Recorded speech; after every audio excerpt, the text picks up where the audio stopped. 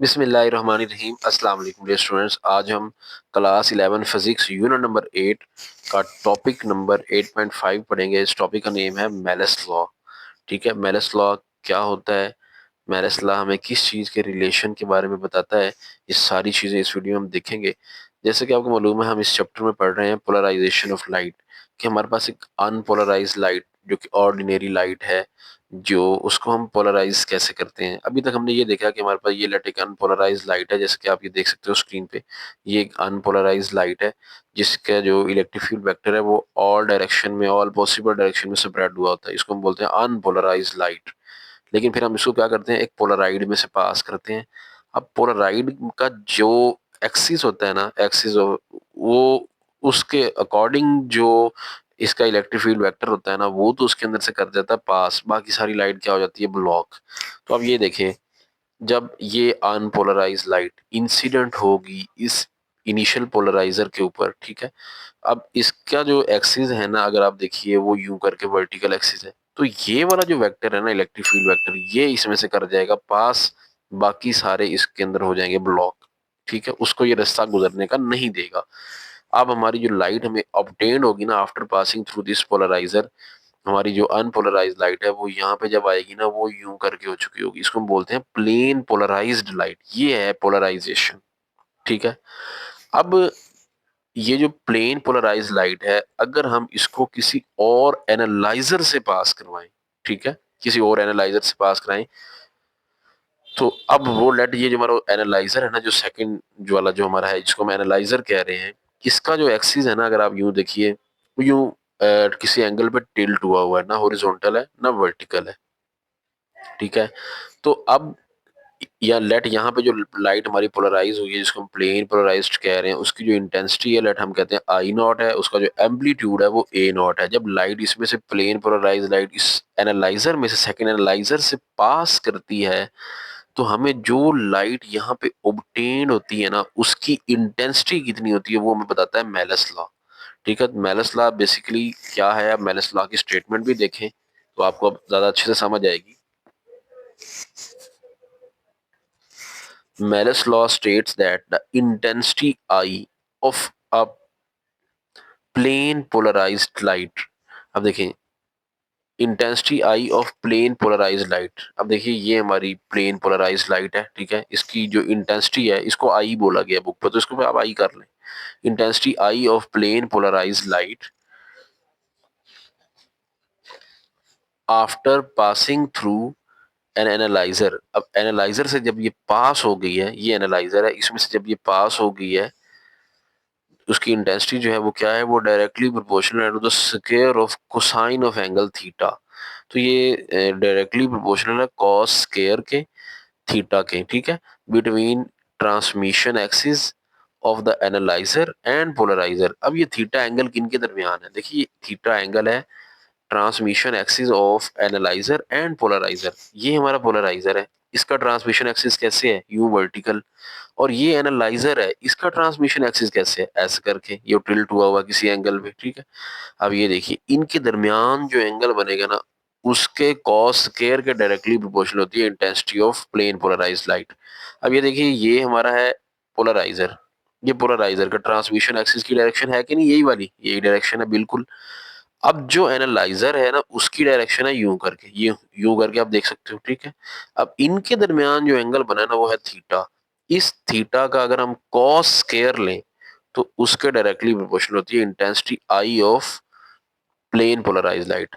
तो हमें malice law क्या बता रहा होता है, तो यहाँ पे आप जैसे कि देख सकते हो, where intensity I naught is intensity of incident polarized light. Actually, the Malus law gives the mathematical relation between intensity of incident light on first polarizer and the intensity obtained after passing it through second polarizer. तो हमें relation बता रहा होता है Malus law, intensity of plane polarized light, और जब वो plane polarized light उस सेकंड पोलराइजर, जिसको हम एनालाइजर कह रहे हैं, उसके अंदर से पास कर जाती है, तब उसकी इंटेंसिटी कितनी बचती है, उन दोनों के दरमियान रिलेशन वो हमें कौन बताता है, वो मेलस लॉ बताता है। ठीक है, पहले इसकी इंटेंसिटी आई है लेट, यहाँ पे इसकी इंटेंसिटी होती है आई नॉट, अब इनके दरमियान जो एंगल बना है वो है थीटा, तो इसका कॉस स्क्वायर मतलब I is directly proportional to cos square theta. तो ये है मेरस लॉ की इक्वेशन कि हमें वो इंटेंसिटी ऑफ लाइट के बारे में बताता है after passing through an analyser. और वो कहता है कि इंटेंसिटी जो है लाइट की एनालाइजर से पास होने के बाद स्क्वायर ऑफ कॉस के डायरेक्टली प्रोपोर्शनल होती है। ठीक है, अब ये अगर हम इसको प्रोपोर्शनैलिटी साइन को ख़त्म करके इक्वल में चेंज करें तो हमारे पास यहाँ पे कांस्टेंट ऑफ प्रोपोर्शनैलिटी आएगा I naught, I is equal to I naught cos square theta. अब आई नॉट और आई क्या है, ये इंटेंसिटी है of incident light before passing through analyser और आफ्टर पासिंग थ्रू एनालाइजर। ये आई और आई नॉट वो इंटेंसिटीज ऑफ लाइट है, और थीटा क्या है, ये एंगल है। किसके दरमियान angle, transmission axis of first polarizer, ये फर्स्ट पोलराइजर का ट्रांसमिशन एक्सिस यूं वर्टिकल और सेकंड वाले का यूं इस तरह करके एक्स वाई प्लेन में, इनके दरमियान थीटा जो है वो एंगल है। ठीक है, अब हमने ये देखना है कि पिछले टॉपिक्स में तो हम ये पढ़ते आए हैं कि जब हम लाइट को एक पोलराइड से पास करते हैं तो जैसा पोलराइड का ट्रांसमिशन एक्सिस होता है ना, उस तरह लाइट आगे प्लेन पोलराइज होके हमें मिल जाती है। मतलब ये वर्टिकल एक्सिस है तो बाकी सारे वेक्टर्स तो ब्लॉक हो जाएंगे। ठीक है, बाकी सारे वेक्टर ब्लॉक हो जाएंगे, सिर्फ ये वाला जो वेक्टर है ना वर्टिकल वाला, ये ट्रांसमिशन एक्सिस में से इसमें पास होके आगे आएगा। लेकिन जब लाइट इस सेकंड एनालाइजर से पास की है, होना तो ये चाहिए था, ये लाइट यहाँ ब्लॉक हो जानी चाहिए थी, क्योंकि अगर आप ये देखो कि इसका जो ट्रांसमिशन एक्सिस है ना वो तो इसके पैरेलल नहीं है, मतलब इस जैसा नहीं है।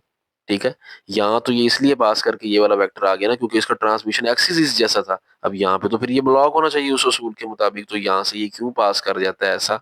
बल्कि जब यहाँ पे ब्लॉक होने की बजाय ये जो लाइट है जब इसमें से पास करती है ना तो यूं इस तरह बेंड हो जाती है, मतलब जैसे इसका ट्रांसमिशन एक्सिस है ना, तो ये प्लेन पोलराइज लाइट को उस तरह करके बेंड कर देता है। ठीक है, तो एनालाइजर में ऐसा क्या है जो इसको यूं करके बेंड करवा देता है इंस्टेड ऑफ ब्लॉकिंग इट।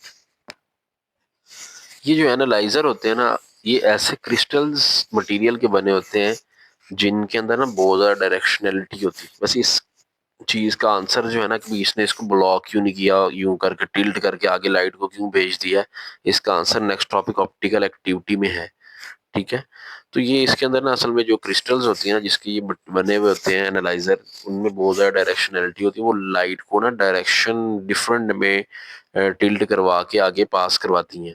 ठीक है, तो अब हम देखते आए हैं कि भाई इसकी जो इंटेंसिटी है वो कितनी है। जैसे कि अभी मैंने आपको बताया कि इस लाइट की इंटेंसिटी कितनी है, आई है, तो इसका फिर एम्पलीट्यूड क्या ले लेंगे, लेट उसको हम ए ले लेते हैं, इसका एम्पलीट्यूड ए है। लाइट जब यहाँ से पास करके यहाँ पे आई है, एनालाइजर से पास की, इनकी इंटेंसिटी आई नॉट है, एम्पलीट्यूड कितना है, फिर लेट ए नॉट इसका एम्पलीट्यूड है। अब हम पिछले टॉपिक में पिछले चैप्टर में सॉरी पढ़ के आए हैं, intensity is directly proportional to square of the amplitude, I is equal to K A square. ये इंटेंसिटी ऑफ वेव का टॉपिक था, यूनिट नंबर 7 में हमने पढ़ा था। वो एक टॉपिक हमने पढ़ा था इंटेंसिटी ऑफ वेव, उसमें ये आप इक्वेशन देख सकते हो। अब के चूंकि यहाँ एक प्रोपोर्शनैलिटी कांस्टेंट है, लेट हम के को 1 पुट कर लें। अगर हम के को 1 कर दे तो हमारे पास आ जाएगा intensity is equal to A square. ठीक है, अब देखिए जहाँ पे जो हमें इंटेंसिटी ऑफ लाइट मिली है, अगर हम ये उसको ड्रॉ करें, ये वो इंटेंसिटी है लाइट की जो कि हमें यहाँ मिली। ठीक है, ये एनालाइजर से पास होकर लाइट की जो इंटेंसिटी हमें मिली है वो कितनी है, ए नॉट है। अब ए नॉट इंटेंसिटी, अब ये जो हमारी लाइट है ना जिसकी इंटेंसिटी हम ए नॉट बोल रहे हैं, ठीक है, ए नॉट इसकी इंटेंसिटी है। अगर हम इस लाइट को देखें ना, इसकी जो डायरेक्शन है वो थोड़ी टिल्ट हुई हुई है। ठीक है, मतलब इसका कोई एंगल क्लियर नहीं है, तो इस सूरत में हम क्या करते होते हैं, इसे कंपोनेंट ड्रॉ कर सकते हैं। ठीक है, लाइट का जो कंपोनेंट हम ड्रॉ करेंगे वो कैसे होंगे, वो लाइट के कंपोनेंट होंगे। एक तो उसका जो है एक कंपोनेंट होगा उसी डायरेक्शन में पैरेलल, मतलब उसके मतलब एक्स एक्सिस में जो उसका कंपोनेंट होगा वो होगा ए नॉट कॉस थीटा। ठीक है, और दूसरा उसका जो उसके परपेंडिकुलर कंपोनेंट होगा 90 डिग्री एंगल पे, वो कितना होगा, वो होगा A not sign of theta. अब यहाँ पे अगर आप देखें ये जो लाइट है ये कौन सी लाइट है, ठीक है, ये हमारी लाइट है जो प्लेन पोलराइज्ड लाइट है।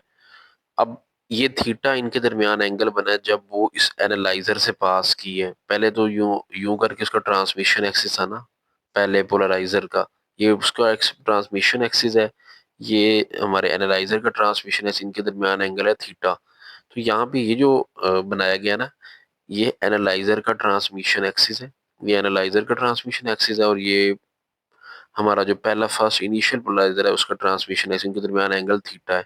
ठीक है, तो हमने लाइट के यहाँ पे क्या किए, दो कंपोनेंट, पहला जो कंपोनेंट में लाइट का बनाया है ना, वो हमने एनालाइजर के ट्रांसमिशन एक्सिस के पैरेलल बना लिया। ठीक है, पैरेलल, और दूसरा फिर उसके परपेंडिकुलर बनाएंगे, जो कि sine theta, perpendicular sine theta, और बेस वाला जो होता है वो कॉस थीटा होता है। तो ए नॉट कॉस थीटा एक कंपोनेंट हो जाएगा, एक ए नॉट साइन थीटा। तो अब अगर हम देखें कि हमारा इनमें यूजफुल कंपोनेंट कौन सा है जो हमारा जो काम आ सकता है, ए नॉट कॉस थीटा है या ए नॉट साइन थीटा। देखिए हमने पढ़ा हुआ है कि जब लाइट पोलराइड में से पास करती है ना, जो कंपोनेंट पैरेलल वाला होता है ना वो पास हो जाता है, परपेंडिकुलर वाला तो ब्लॉक हो जाता है। ठीक है ना, अब ये परपेंडिकुलर कंपोनेंट है, ये तो ब्लॉक हो गया था, सिर्फ जो पैरेलल वाला होता है ना वो पास करता है। तो यहाँ पे देखिए ना, पैरेलल वाला कौन सा है, पैरेलल वाला तो ये है, ए नॉट कॉस थीटा, ये तो परपेंडिकुलर है एनालाइजर के एक्सिस के, तो वो तो ब्लॉक हो जाएगा, तो पैरेलल वाला पास करेगा, मतलब ए नॉट जो कॉस थीटा है ये वाला यूजफुल है हमारे लिए।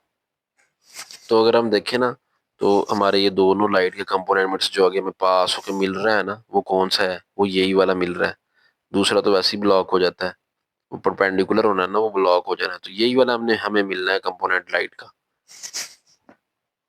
तो फिर हमारा एम्पलीट्यूड क्या होगा, हमारा एम्पलीट्यूड होगा A is equal to A naught cos theta. ठीक है, ये हमारा एम्पलीट्यूड होगा, A naught cos theta, sine theta वाला तो ब्लॉक हो जाएगा एम्पलीट्यूड। तो A is equal to A naught cos theta, ये वैल्यू ए की उठा के इस इक्वेशन में पुट कर दें, तो हमारे पास आ जाएगा I I is equal to A square है ना, तो ए की जगह उसकी वैल्यू लगा देते हैं, ए नॉट कॉस थीटा और उसके ऊपर स्केयर। तो इसको सॉल्व करवा लेते हैं, तो हमारे पास आ जाएगा I is equal to A naught square cos square theta. ठीक है, अभी हम ये देख के आए हैं कि इंटेंसिटी जो है वो एम्पलीट्यूड के स्केयर के डायरेक्टली प्रोपोर्शनल है, ये इक्वल है उसके। अगर I is equal to A square है, अगर हम आई नॉट कर लें तो I naught is equal to A naught square, तो मतलब जहाँ पे ए नॉट स्केयर लिखा है आप आई नॉट लिख सकते, तो आप यहाँ पे लिख दें I naught, I is equal to A naught square की जगह आई नॉट लिखते हैं। अभी हम ऊपर देख के आए हैं कि वो किस तरह आई नॉट के इक्वल आता है, तो I is equal to I naught cos square theta, तो मेलस लॉ की इक्वेशन प्रूव हो गई। अब यहाँ पे ये जो आई इंटेंसिटी है ये कौन सी है, ये लाइट की है, फर्स्ट पोलराइजर से पास होने के बाद इसकी इंटेंसिटी आई है, और आई नॉट कौन सी है, ये सेकंड पोलराइज जो कि एनालाइजर है उससे पास होने के बाद इंटेंसिटी। इन दोनों के दरमियान रिलेशन हमें ये बता रहा है मेलस लॉ। और थीटा क्या है, ये transmission axis of analyser and polarizer के दरमियान थीटा एंगल है, और उसके कॉस स्क्वायर के डायरेक्टली प्रोपोर्शनल होती है हमारी इंटेंसिटी। अब उसके बाद ये कुछ दो पॉइंट हमारी बुक पे लास्ट पे डिस्कस किए गए हैं। अगर थीटा जो है वो 0 डिग्री हो, ठीक है, थीटा क्या है, एंगल है, किन किन के दरमियान angle, transmission axis of polarizer और ट्रांसमिशन एक्सिस ऑफ एनालाइजर, अगर इनके दरमियान एंगल थीटा 0 डिग्री हो, मतलब इसका ट्रांसमिशन एक्सिस भी यूं हो और इसका भी यूं हो, या इसका अगर ऐसे है तो उसका भी ऐसे हो जाए, तो उस सूरत में इंटेंसिटी आपको मैक्सिमम मिलेगी। ठीक है, आप चेक करिए, cos 0 पुट करेंगे, cos 0 1 होता है, 1 का स्क्वायर 1, तो I is equal to I naught मिलेगा। लेकिन अगर थीटा 90 डिग्री हो जाए, मतलब transmission of axis of analyser and polariser आपस में परपेंडिकुलर हो, तो उस सूरत में हमें इंटेंसिटी 0 मिलेगी, क्योंकि cos 90 0 होता है। इस केस में एनालाइजर से कोई लाइट नहीं पास करेगी, जबकि फर्स्ट केस में सारी लाइट पास कराएगी। अब उसी से रिलेटेड एक मिलता जुलता हमारा नेक्स्ट बुक पे एक टॉपिक है, इस टॉपिक का नेम है ऑप्टिकल एक्टिविटी। ठीक है, अब ये ऑप्टिकल एक्टिविटी क्या है, देखिए जब लाइट अनपोलराइज लाइट एक पोलराइजर पे पड़ती है, तो पोलराइजर का जो ट्रांसमिशन एक्सिस है वो वाला इलेक्ट्रिक फील्ड वेक्टर पास हो जाता है, दूसरे वाला जो है ब्लॉक हो जाते हैं सारे। अब जब ये सेकंड पोलराइजर में से पास करती है लाइट, प्लेन पोलराइज लाइट, तो फिर ये ब्लॉक क्यों नहीं होती, हालांकि उसका ट्रांसमिशन एक्सिस जो है बिल्कुल उसके पैरेलल भी नहीं होता।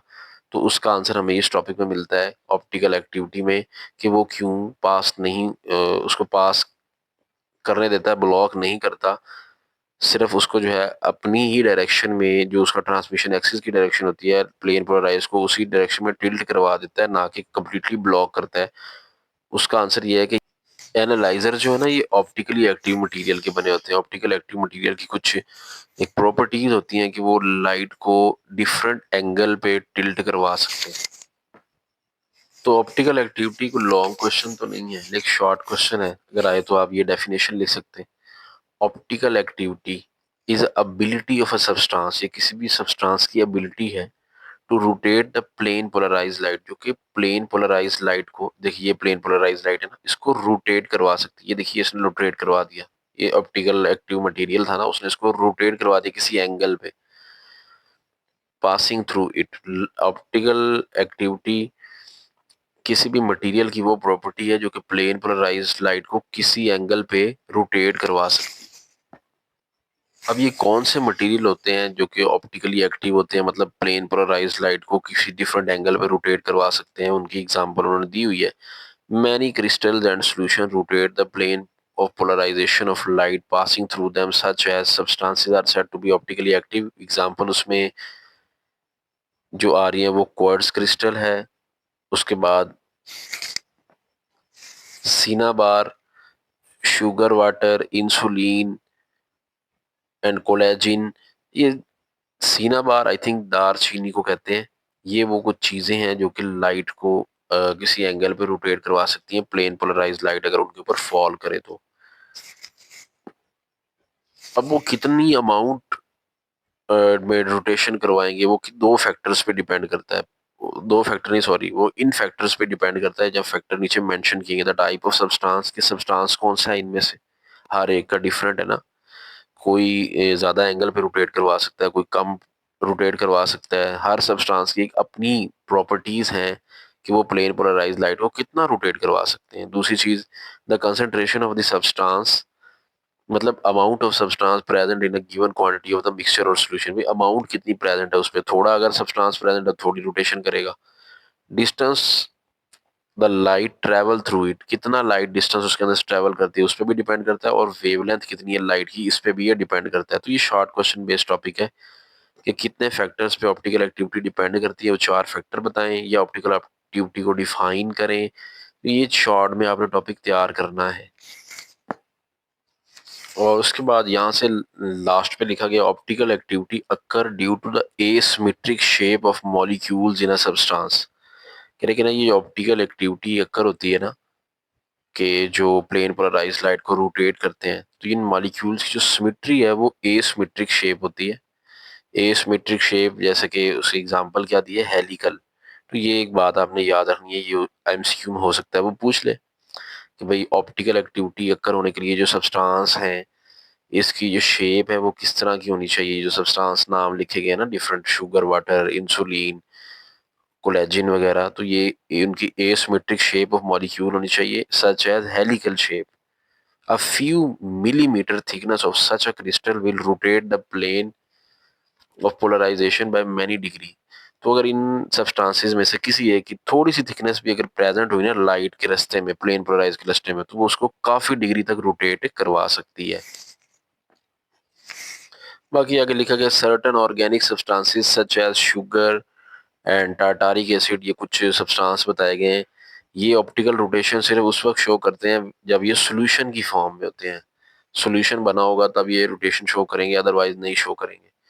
This property of optically active substances can be used to determine their concentration in their solution. तो इसकी मदद से हम उनकी कंसंट्रेशन सॉल्यूशन में निकाल सकते हैं। तो खैर ये कोई इतनी काम की बात नहीं है आपके एमसीक्यू टाइप अगर हम बात करें तो।